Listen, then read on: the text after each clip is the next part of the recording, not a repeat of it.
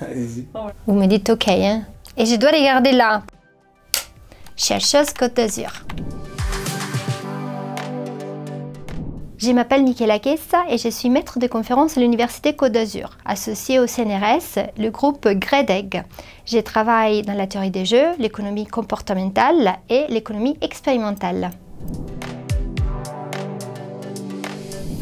L'ANR GRIKIS travaille sur l'innovation verte et en particulier sur la créativité verte et le rôle de l'attitude de risque des individus quand ils doivent performer des activités créatives.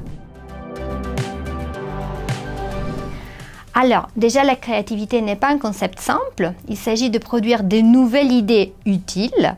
Et la créativité verte est de faire exactement cette chose, mais avec le moins de moyens possible.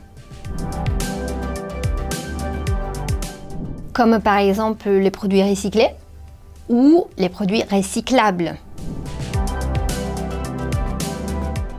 L'ANR est surtout basée sur des études expérimentales. On a fait des recherches dans le laboratoire, on a fait les recherches pendant des événements créatifs et on est même allé voir les personnes dans leur lieu de vie, comme les enfants dans les écoles, pour voir les déterminants de la créativité et par conséquent de l'innovation verte. Il y a différents facteurs qu'on peut étudier. Facteurs qui peuvent avoir ou pas une influence sur la créativité.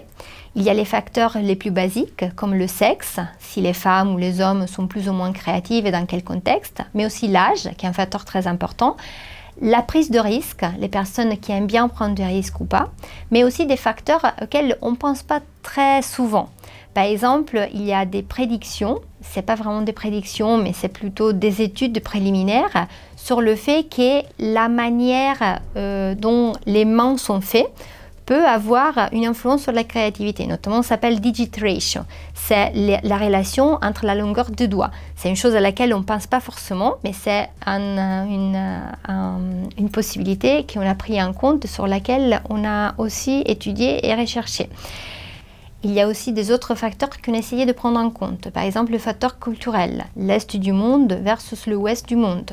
Ou si les personnes qui font tous les jours de leur vie un travail qui est lié à la créativité sont au final plus ou moins créatives que les personnes qui font un travail normal qui n'est pas forcément lié à la créativité.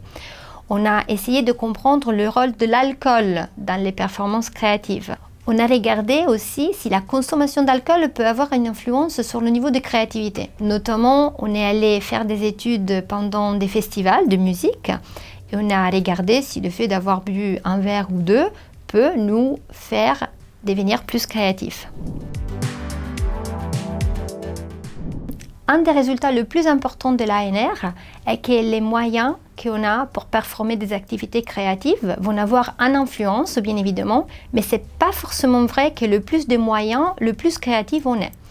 Une des applications, par exemple, de l'ANR dans la vie de tous les jours, un des messages qu'on voudrait faire passer après les recherches qu'on a performées pendant l'ANR, c'est exactement le fait qu'avoir moins de moyens peut nous pousser à être même plus créatifs. Et d'un point de vue verte, ça c'est très important. J'ai 2 secondes pour y réfléchir.